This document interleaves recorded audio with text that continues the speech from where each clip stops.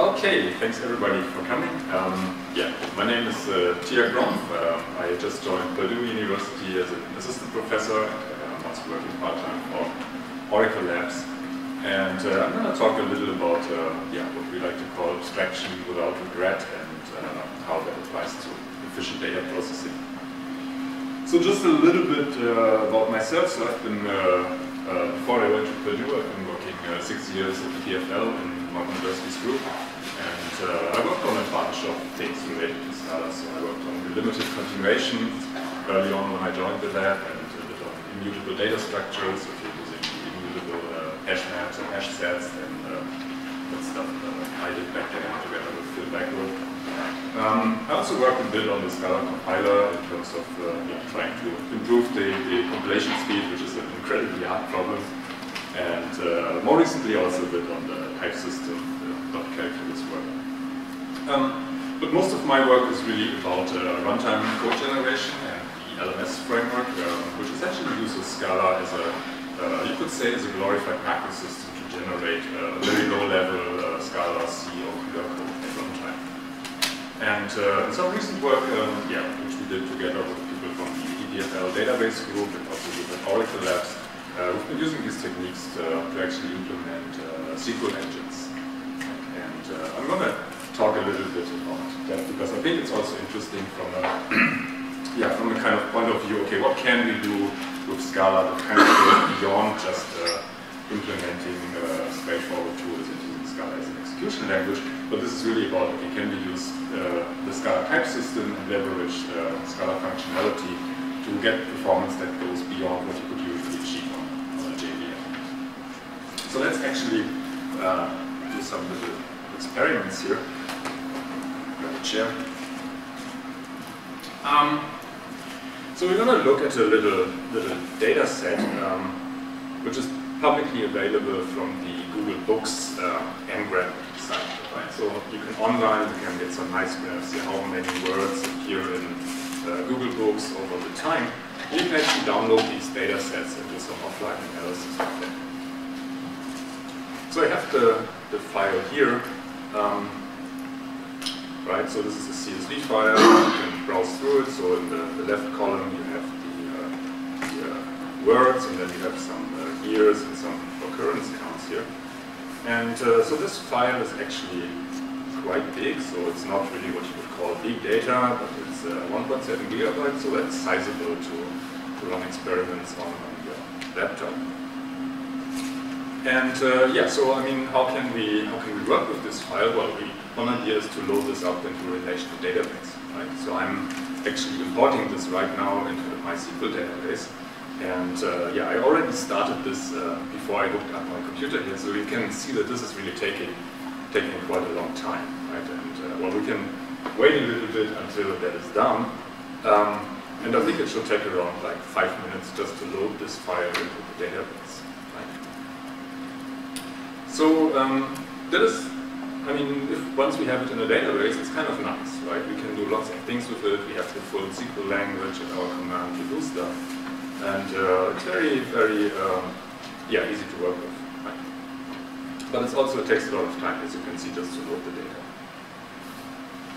So what else can we do if we want to run things faster? Well, we can just write a small program here, right? So we can write a little Scala program that actually reads this file and does some processing.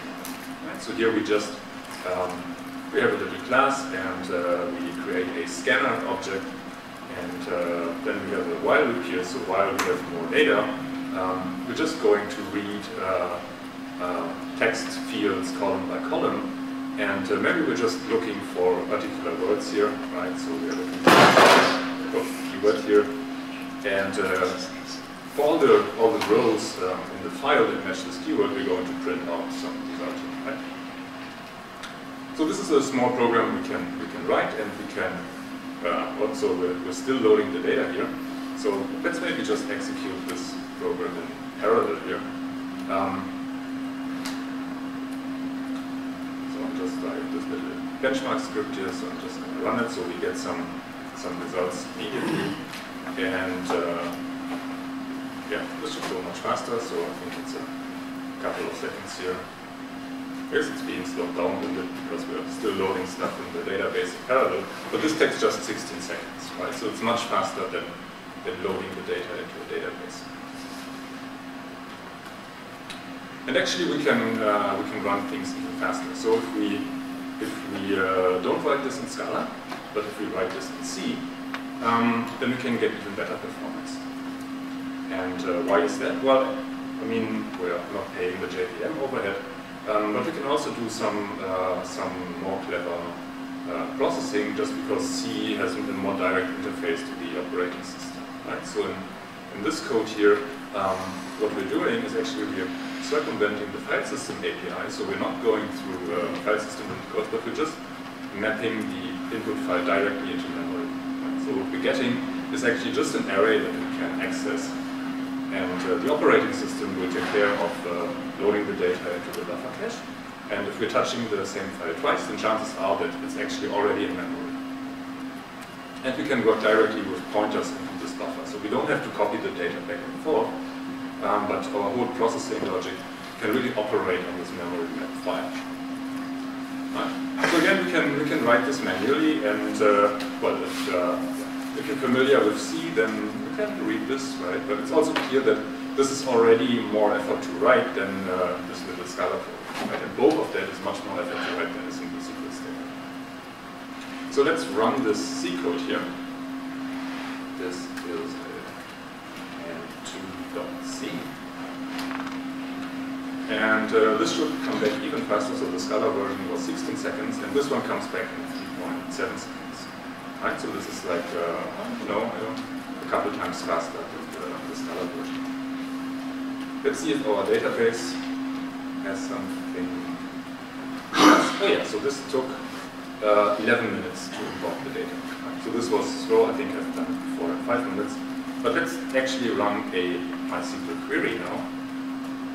So this is the query, basically the code that we've been executing. And yeah, just sort of to get an idea how long this would take, I think this should be about like 1 minute. So we can run it in the background and do something else. So we can do this if we want to get performance, but it's really not what we want to implement, right? So imagine you want to implement a system that does multiple kinds of processing and is kind of a bigger thing, then you don't want to program on this level of abstraction. So the nice thing about Scala is that, well, you can start with something on this level and gradually add abstractions, right? So Scala is a scalable language, so it's very easy to build libraries inside Scala that make things more pleasant. And here's one example how we could do this. So basically we start with a pretty low-level query here. Again, we have a scanner object and we have a while loop that reads some fields here.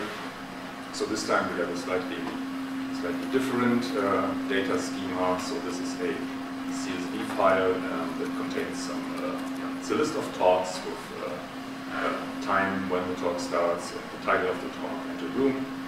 And so maybe we're interested only in the talks at 9 AM and we want to print out the room and the time. And so this is the low-level code we might write as a one-off script. But now we can just add abstractions in Scala that make it more pleasant. So first thing we do is we add a record abstraction. We add a case class record, and records have a vector of strings as the fields, and each record also contains a schema, right? So that's the names of the fields here. And now we can, for every line from the file that we're reading, we create a record object, and first read the schema from the first line of the file here.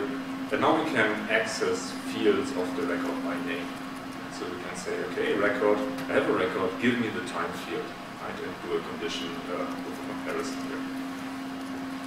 So that's good, but we're still intermixing the I/O logic and the actual query logic here. So let's add another abstraction. So we add this process CSV method, and it just takes a file name as input and a callback. So now we can encapsulate all the scanner logic and the loop that goes over the lines inside this process CSV method. Right? So for every new line, we just create a record object and invoke our callback.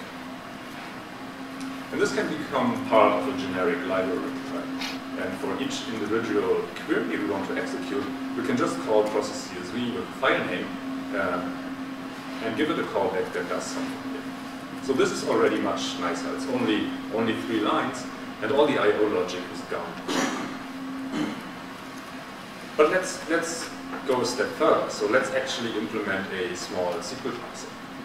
And that's something we can do in Scala pretty easily as well. So we have the Scala combinator parser library,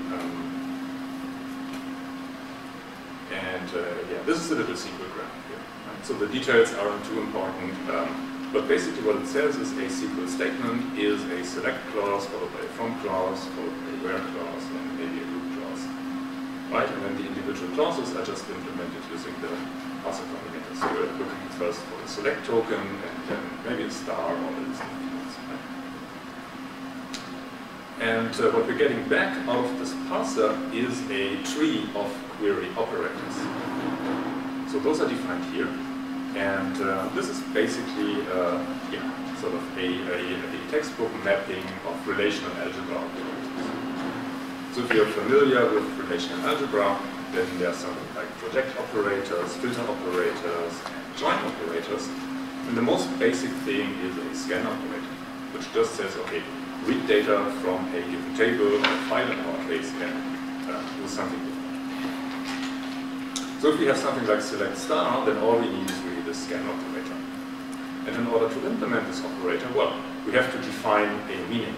Right? So this means we define a little interpreter, which is this execop method. It takes an operator and a callback.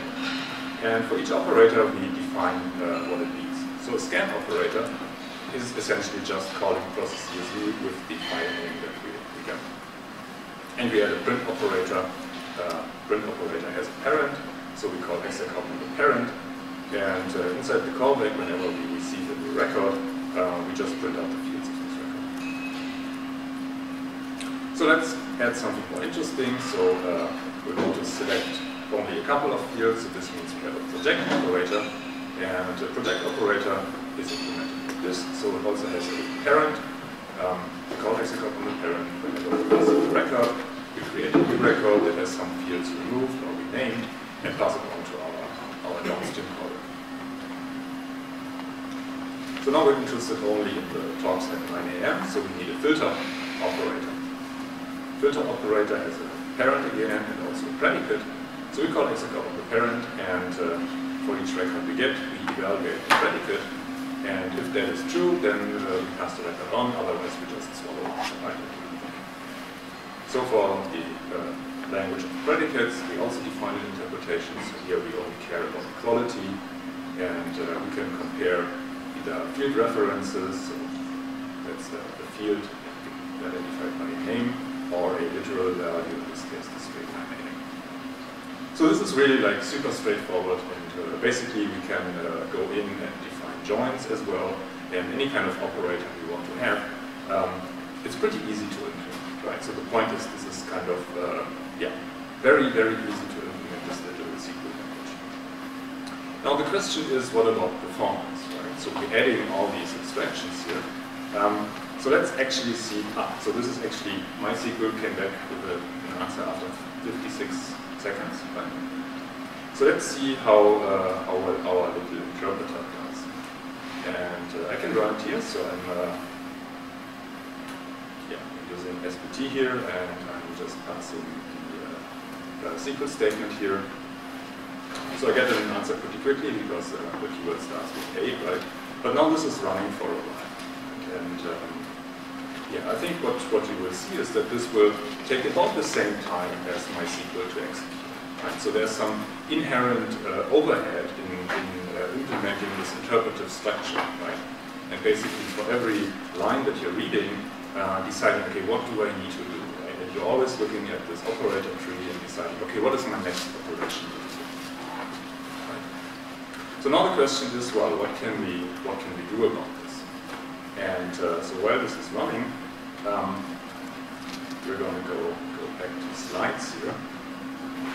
So this now it came back, so this is microseconds, so this is 43 seconds. Right? So in the same ballpark as MySQL. So let's do a bit of theory or sort of conceptual stuff here from the research side.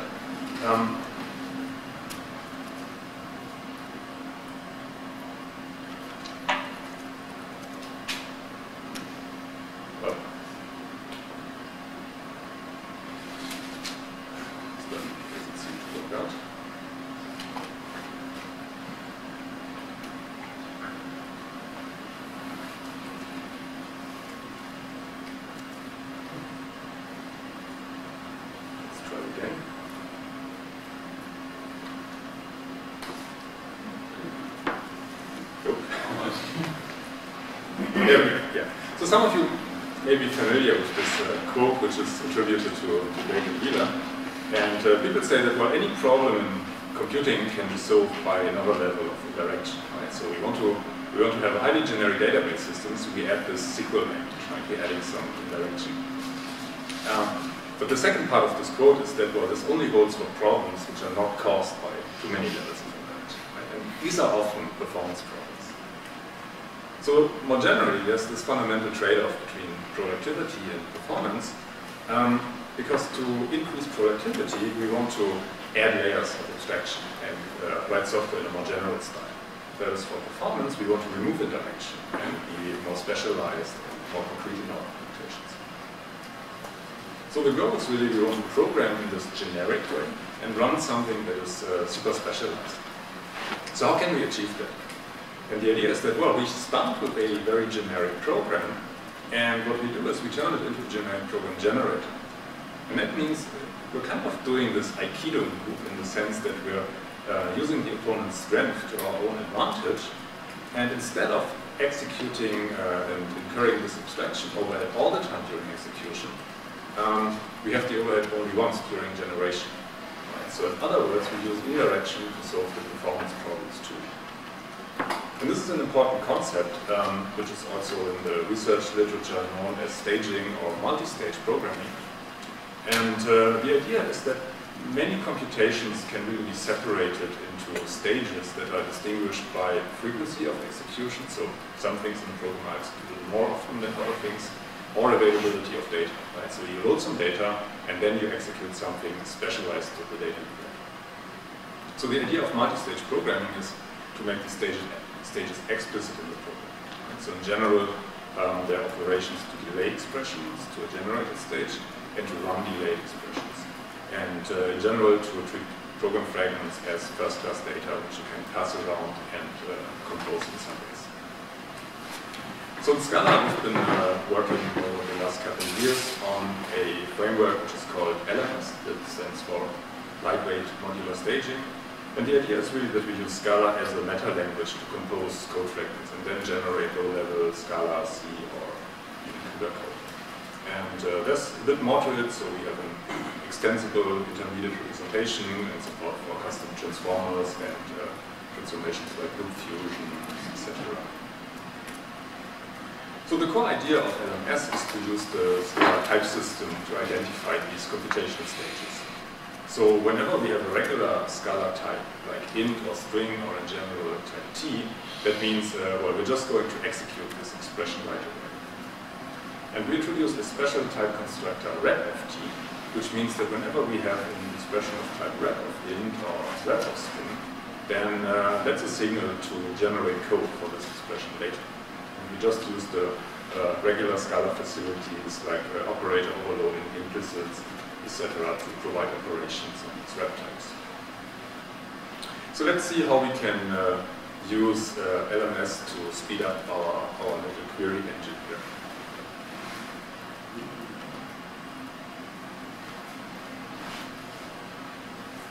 And there's one more important idea here, that we can use staging and code generation in certain interesting design patterns. So one really important design pattern here is to specialize interpreters to a given program. Right? So if you look at an interpreter, then it's a program that takes two input. one is the program to execute, and one is the data that should be the input to the program that you're executing. And the idea is that, well, the program doesn't really change, right? But you want to execute this program on the data that you're getting efficiently. So what you can do is you can specialize the interpreter to the given program. And what you get if you do that is essentially a compiled version of the program, which will execute much faster. And this is what we're going to do with the query interpreter. So I'm going to look at a source file here. So this is query staged.scala. And so the main change we need to do is we need to change the way we implement our record abstraction. So previously we had the list of fields, which were just a vector of strings. And now we changed that to be a vector of rep of string. So what does that mean? That means that the record abstraction is something that only exists at staging time. Right? So since records themselves are not rep objects and we don't work with rep of records, all the overhead of this record abstraction will be completely eliminated during the code generation phase. And also the schema is completely static data. So all the computations that only involve the schema, like looking up fields from the schema, will all be executed while we generate code. So the generated code will really only contain operations that work on the actual field input data. And basically, this is the main change in our source code we need to do. So most of the other things really stay the same. So we can just go through the file and take a look. Right? So we are changing the methods to evaluate predicates and references. The bodies are just the same. Only the return types change. Right? Because if we're evaluating a predicate, that can actually be true or false depending on the actual input data. So previously this was a Boolean, but now we're returning a reference. Same for references. But the main interpreter logic is really the same code. Right? So scan still just calls process CSV, filter just calls eval_pred, and project just passes on the record with the modified schema. So in this source file I actually have the implementation for join operators here. So join operators in relational algebra, there's many different ways we can implement them. So this is the most naive one. It's a set of two nested loops. So we call execop on the left parent, and inside the callback we traverse the right parent. And then, so this is a natural join, so we take the intersection of the two records as the key, and if the keys are equal for the two records we have, then we invoke our callback with a combined record. Right? So as I said, this is not the most efficient way to do this because this has quadratic running time. So more efficient implementation is a hash join. And that works as follows. So we create a hash map, and first we traverse the left parent and insert all the elements into the hash table indexed by the appropriate key. And then we traverse the right parent to do a hash lookup and invoke the callback with combined records from the hash table and from the right parent. Right? So the idea is that the left table is actually smaller, so it really pays off if we just put that into a hash table and then only do a hash table lookup when we traverse the big table, which is hopefully just a constant time overhead for each record. Right? And as you can see, this is easy to implement here, right? So we're just creating a hash map buffer and using that as if it were a regular Scala hash map. So, but now here's a trick again. So we could have used just a wrap of hash map, which would have created a regular Scala hash map in the generated code. But actually that would not have been so fast, right? For one, the Scala hash maps do have some overhead. And actually we can do better if we generate a specialized hash table implementation that is specifically tailored to the given data schema we're working with. And yeah, we can define that in the same file here. So, okay, so this is a bit more low level, but this is still like if you would write a collection library in Scala, right? So we're using object-oriented programming here. So we have a hash map base class, And then we have two different kinds of hash maps, one for goodbye statements, which just holds primitive values, and one for joins, which holds a buffer of elements. And the underlying storage for these hash map buffers is actually just an array buffer. And this array buffer we're also implementing in the same file here. And here's actually something interesting about this array buffer implementation. Because as I said earlier, we're never using a rep of record. Right? So we only have staged fields inside the records. And this lends itself very well to a column-oriented storage, right? Which is something people in databases use to maximize the use of memory bandwidth, because if you do a column-based storage and you have a query that only operates on a subset of the columns you have, then you only need to touch the data that is relevant to these columns. Right? You don't need to load like 100 fields for a given record into memory if you're only accessing 2 fields. So how do we do that? Well,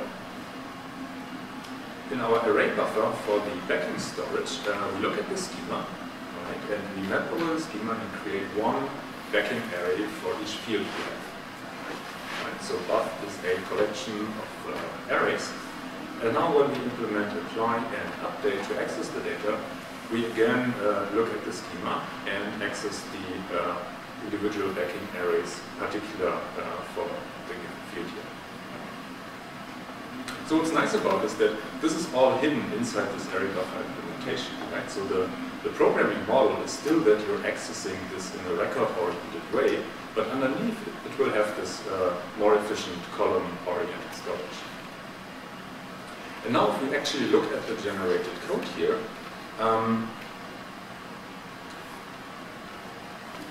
and compare this one to what we started with, then you can see that this is really almost the same code that we generate.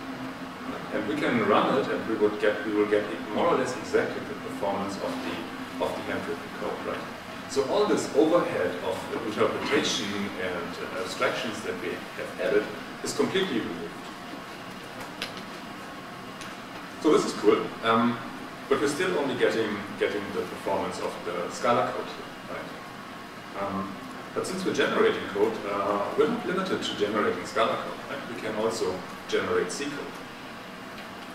And actually on the C level, even inside the generation, we can do some more interesting optimizations here. So let's look at the C code generator. And here we're going one step further. So we're also specializing the scanner implementation.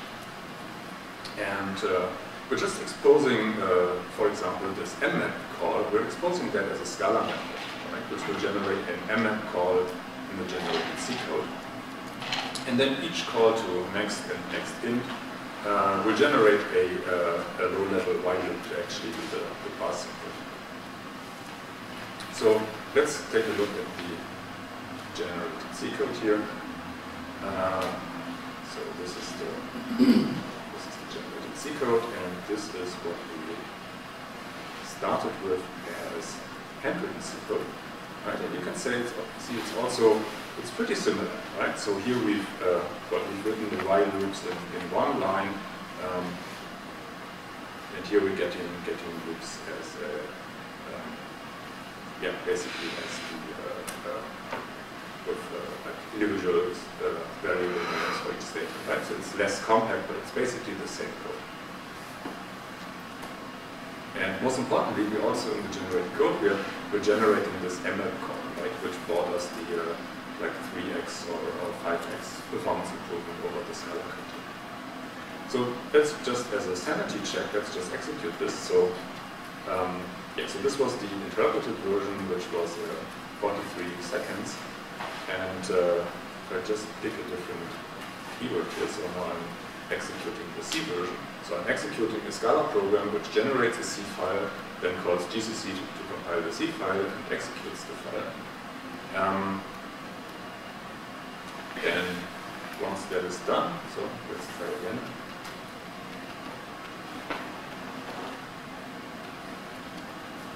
Yeah, so this is a little bit under 4 seconds, right? So this is quite a bit faster, and I think the handwritten C code was something like 3.5 seconds. So this is almost what we have written by hand.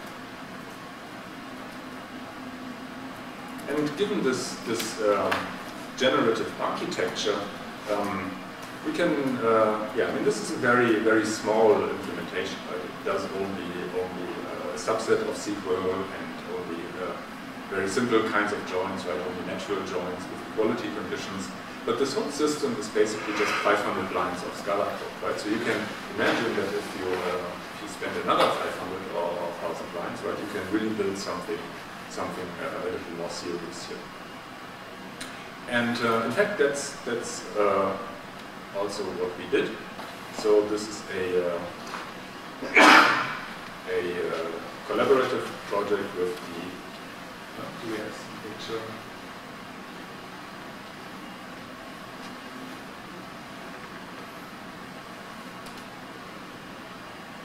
Yeah, there we go. Yeah. So this is a joint project with the database group at EPFL and other people at Oracle Labs. And basically we took these ideas and built something which is a little bit more substantial. Right? So the system is called LegoBase, and it's an in-memory database query engine completely written in Scala. It's this staged query interpreter idea. So we're compiling query execution plans that we have obtained from the Oracle database. And with just like 3,000 lines of Scala code, we're supporting all queries from the TPCH benchmark, which is an industry standard benchmark for databases. And the point of this work is really to demonstrate that, okay, it is possible to write these high-performance systems in a high-level language such as Scala. Right? We don't need to implement database systems as low-level C code, which easily goes into the hundreds of thousands or millions of lines of code. And we're getting very good performance here. So this is comparing to a big unnamed commercial database system, which is normalized to 1 here. And so you can see that we're getting speedups of several factors and sometimes even an order of magnitude on most of these queries. And we're also on all the queries a bit faster than other query compilation systems. So Hyper is a state-of-the-art query compiler system from TU Munich. And so this was recently presented at VLDB, which is one of the main database conferences, and we even got this paper about. So that was nice. And of course, data is not only stored, but data is also transferred. So I just briefly want to mention another project, which actually Manohar will be presenting at Splash this week. So here the idea is, can we apply the same techniques to not only speed up these query engines, but also low-level handling of communication protocols. And the story is basically the same. So if you look at existing server software like Apache or Nginx or other projects, then something like an HTTP parser, right, is implemented by hand as this very low-level C code.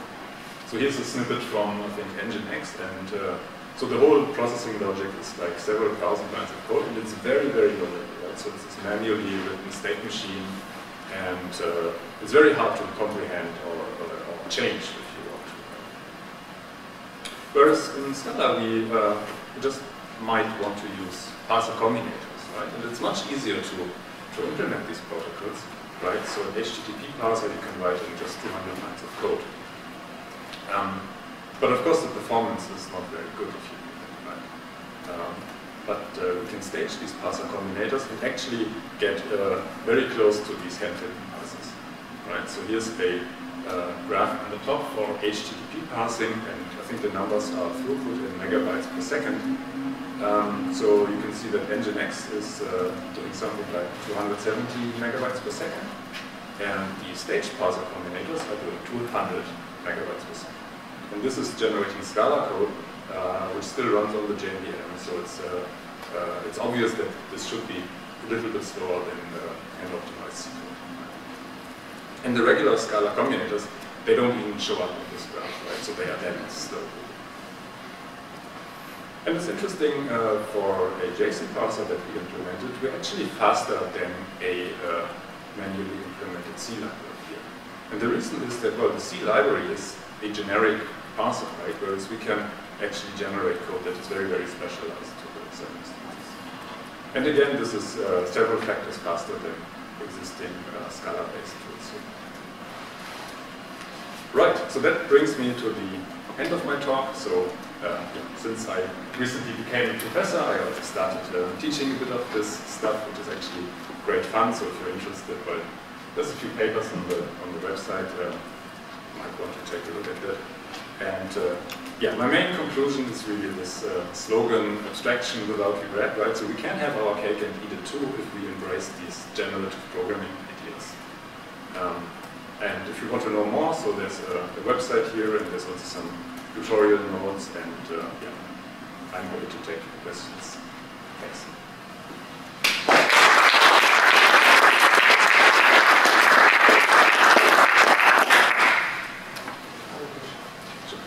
My immediate thing was like, having that much CUDA development, like have you looked at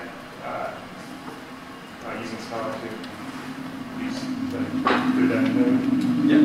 That works?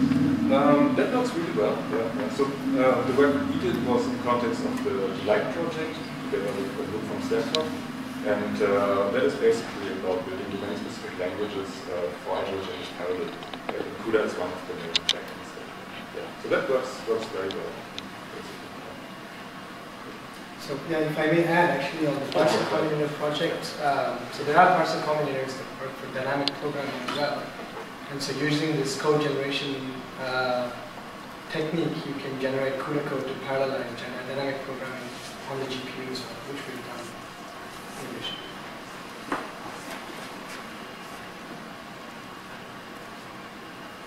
Is there any sort of macro stuff going on here, or this is all happening at runtime, or? Yeah, so this is all happening at runtime. At runtime, okay. So it's basically just a library, right? So we use double overloading implicits to. Maybe one thing to add here is that there's also the Indian front end. So LMS uses Scala virtualized, if I'm not mistaken. It still uses it. And there's also macro-based front end. But then there's the back end, which we went to our history.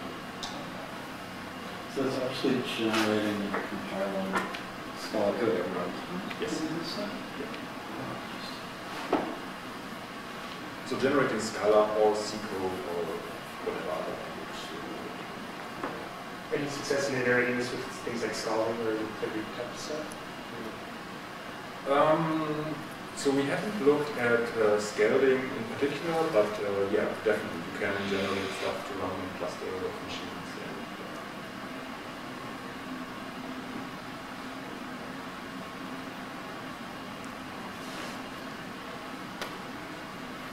Has anybody done anything or looked at generating, well, wondering about, FPGAs and Yes. more hardware? We also, yeah, we started looking at that, and so one of the things we did is, so we looked a bit at generating Verilog directly, but another interesting thing is that you can actually generate C code with some special limitations and feed that to one of these high-level synthesis tools.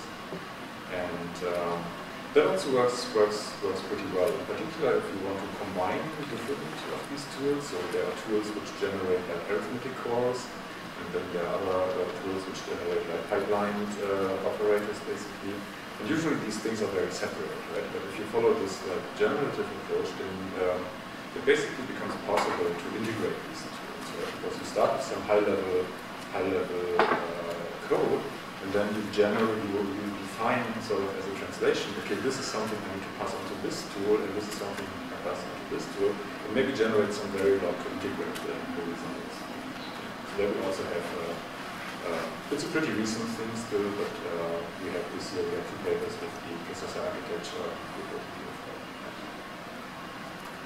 But this is still, I would say, ongoing work to figure out, okay, what is really the best way to do this? And also it's a trade-off, like when do you want to use FPGAs or do you rather want to use GPUs? So it's not really clear which use case you're really profiting that much from going to hardware.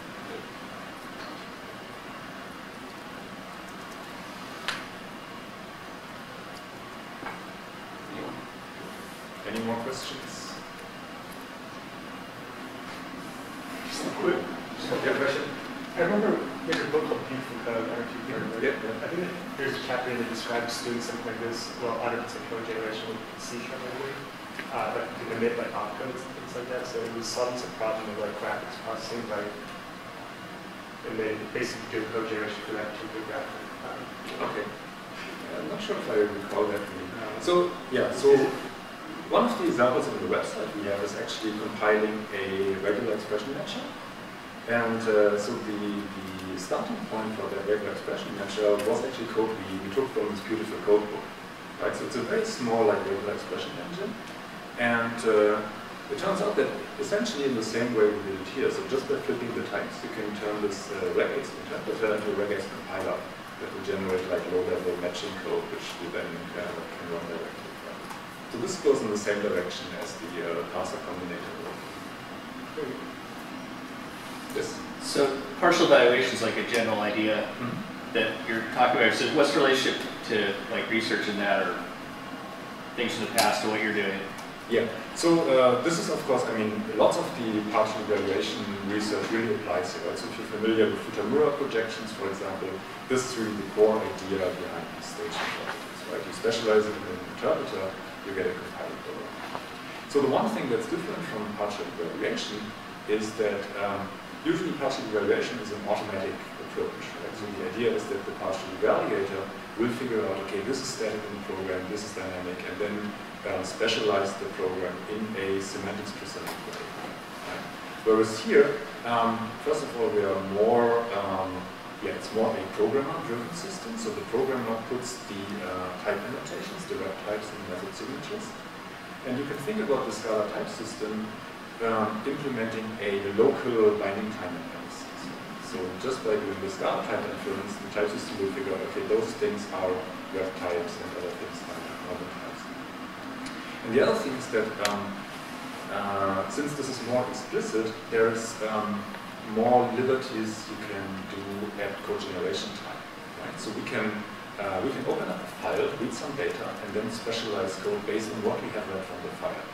Right? Whereas a partial evaluator, by definition, needs to be semantics preserving. Right? So it could never execute this open the file call statically because, well, the file contents might change, right? Or this is something that has side effects, so you can't really prove that it's safe. Right?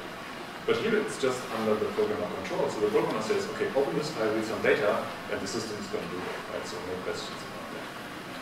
So I think to me this is the main difference between staging and partial evaluation. What are the current limitations? Where are the key gotchas? So the key gotchas is really that it's not a silver bullet in the sense that you can pass in any Scala program and it will magically be optimized. Right? So it is something, as a programmer, you need to embrace these ideas, you need to think in a certain way, and you need to think about, okay, these are the static parts, these are the dynamic parts in the program, and how can I structure things so that I can really capitalize on this generative idea. And I think since this is, I mean, there's a lot of research that has been going on about this topic over the last 20 years even. But I think it's only right now getting to the point where it's getting to a stage that it's really becoming practical. So I think now the challenge is also to identify like programming patterns. Right? So what are the useful ways programmers can use this to actually achieve interesting things. Right? So one of the things we're actually trying to do is like compile a catalog of these patterns. Of course, staged interpreters is maybe the prime example. Right, but then there's these ideas like mixed stage data structure, which I think is also like a design pattern. So, yeah, I think going forward, that's where interesting questions are, and also have interesting research to be done. Are there any limitations as far as using the graph type and what you can pass through there, or I mean, like your examples all work. Well, the code was fairly interesting. The actual graph types were always straight.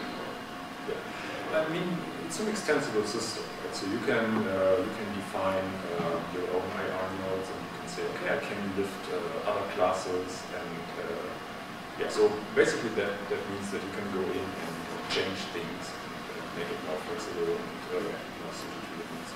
There are certainly some limitations on what kind of things you want to lift in that way, because the whole point is you want to remove abstractions, right? So if you lift objects which are like very, very big and sort of expensive to work with, then you don't gain that much, right? So the idea is that you want to work with something that is simple, right? Like mostly arrays and values, because that is something that you can compile and work very efficiently.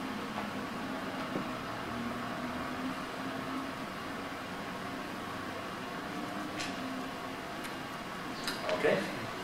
Thanks, Gary.